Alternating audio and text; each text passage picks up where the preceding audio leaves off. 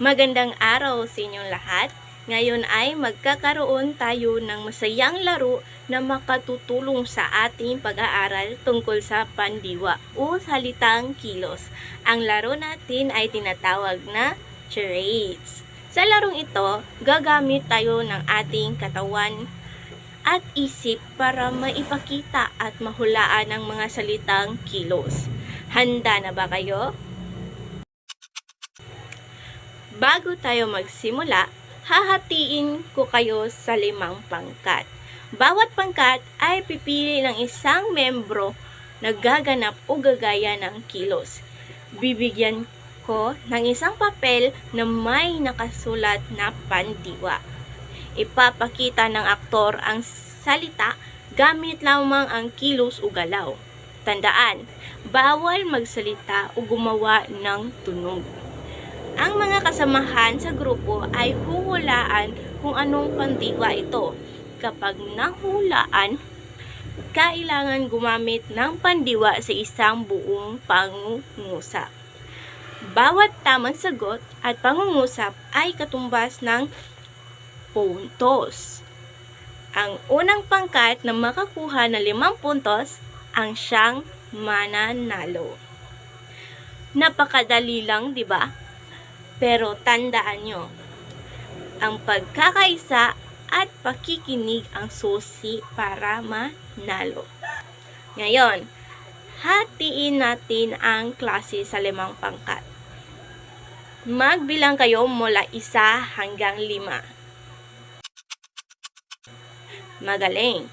Bawat pangkat ay pumili ng unang miyembrong magiging aktor sa unang round.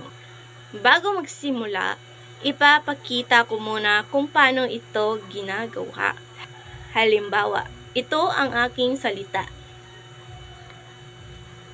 Sige, hulaan nyo. Tama! At dapat ay gamitin ito sa pangungusap. Sino ang gustong gumawa? Magaling! Yan ang tamang paraan ng pagsagot. Handa na bang lahat?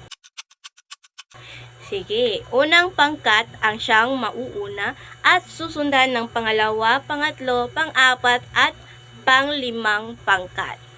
Meron kayong 60 segundo para hulaan ang inyong mga salita. Magsimula na kayo ngayon. At ngayon, akin nang ipapahayag ay aanonsyo ang nanalong pangkat. Ang nanalong pangkat ay ang pangkat pangatlo. Palakpakan natin sila. Pero, syempre, lahat ay panalo dahil mahusay kayong lahat sa paggalaw at paggamit ng pandiwa. Nakita ko na marunong kayong bumuo ng wastong pangungusap. Bago tayo magtapos, sagutin nyo muna itong katanungan ko.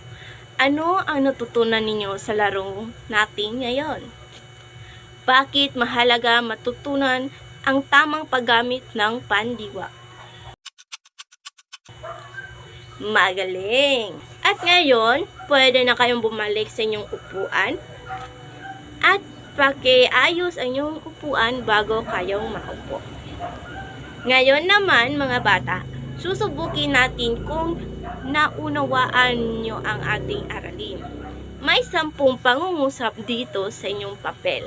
Ang gagawin ninyo ay bilugan lamang ang pandiwa o salitang kilos sa bawat pangungusap. Isulat ng maayos at tiyaking tama ang inyong sagot. Mayroon kayong 5 minuto upang tapusin ito.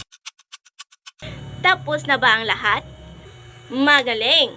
Ngayon, dahil nauunawaan na ninyo ang ating aralin, bilang takdang aralin, gusto kong makita kung gaano karami ang mga kilos na ginagawa ninyo araw-araw.